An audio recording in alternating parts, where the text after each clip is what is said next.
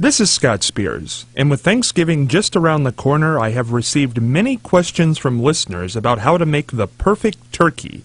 So with that in mind, I'm going to call the Butterball Turkey Hotline on air today to speak with a culinary expert to get your turkey troubles answered by a professional. Let's dial the old Butterball hotline here and see if we can get somebody on the line. I'm sure they get a lot of calls this time of year, but very eager to answer, I'm sure. Good people over at Butterball. Not sure how long this hotline's been up and running, but I know it's been a while. Butterball here. Yes, this is Scott Spears from W... Oh, yeah, Scott. I recognize your voice, Scott. I'm Butterball. Now, wait. This voice sounds familiar. Oh, my voice? Your voice. Who I'm the voice of Butterball. You're the voice of Butterball. Yeah, you better believe it. Now, wait a second. This sounds like Phyllis Diller, not a Butterball employee.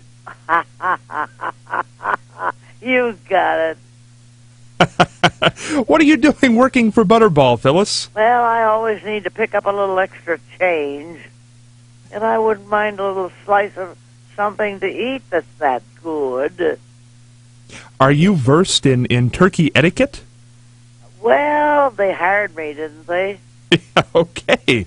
Well, I've got some questions for you, Phyllis. Would you do. I bet you got a lot of questions. I got the answers.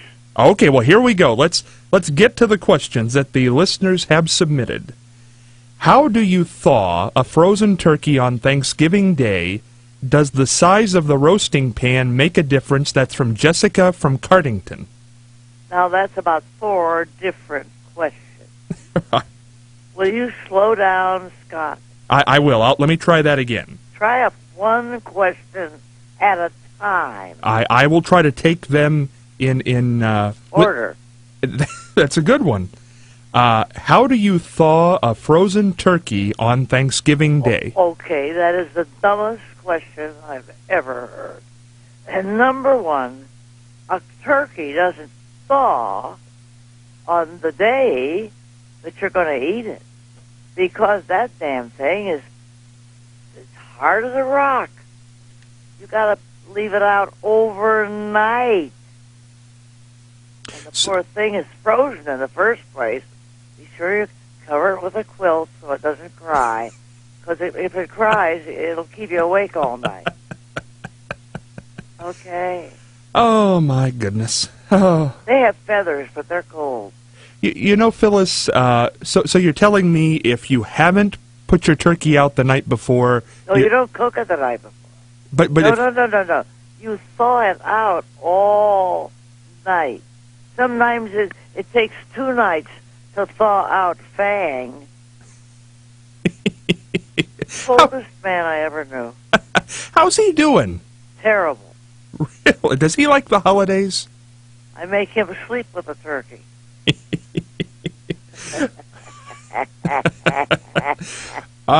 Phyllis, second part of this question. Does the size of the roasting pan make a difference? Oh, boy. It makes the turkey crazy to see that roasting pan. I'll tell you the difference it makes. I have a big roasting pan that the turkey fits in, but you can't shut the oven door. So what do you... It's too big to go in the oven. What do you do? Well, I go next door and borrow a pan. So you kind of lean on your neighbors at the holidays. What about the neighbors? You lean on your neighbors at the holiday time. Lean? They're my whole life. Hey, there you go. Let's get on to question... Are you busy this year, at this time of year, by the way, Phyllis, with Butterball? I'm busy every time of year. Yep. People love my Butterball. I have explained to people year after year, day after day, turkey is not used as a meat often enough. It is a healthful meat. It is one of the cheapest meats you can serve, and yet the idiots only do it once a year. Have I made it clear? You've made it clear, Phyllis. Question number 2. What internal temperature should the turkey be when it's done? That's from Betty and Marion. Oh, Betty and Marion. Is that two women or a man and a woman? I believe that's one person here in Marion, Ohio. Oh, Betty in Marion. Yes. Oh, I gotcha. Okay. Well, the internal temperature should always be 68 degrees. Every room in the house should be 68 degrees.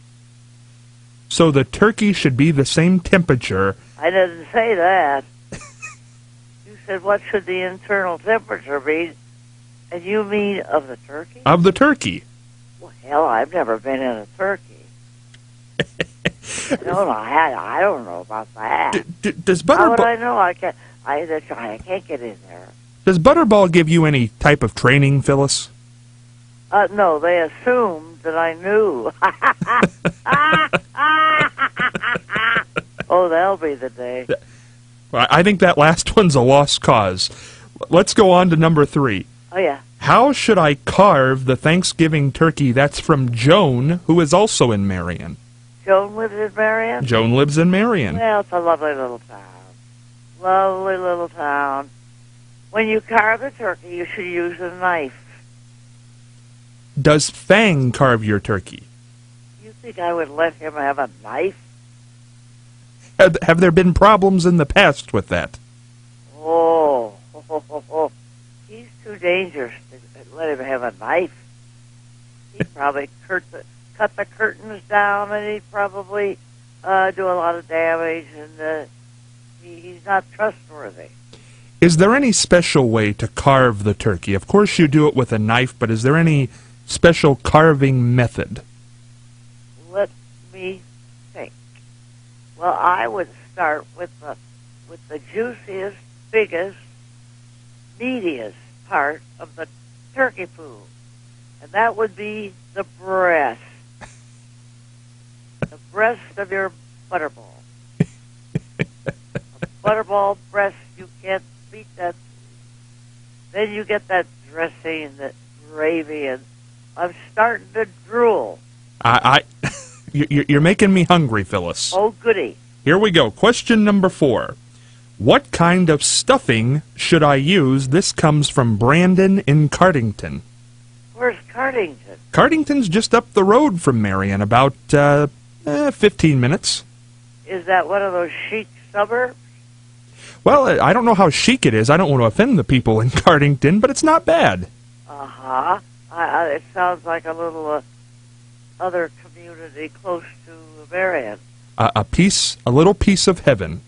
Is that what it is? That's how I like to put it. That's what a butterball is, a little piece of heaven. Well, I forgot the question. Stuffing, Phyllis. Oh, stuffing. Oh, guess what? My favorite part of the whole din is the stuffing. Oh, my God, and there are at least 100 different varieties. A lot of people use cornbread. I prefer stale bread, which I have amassed during the year. Stale bread? Stale bread, yes. I'll take all the stale bread, cut it up in little croutons, and I prefer old-fashioned country dressing.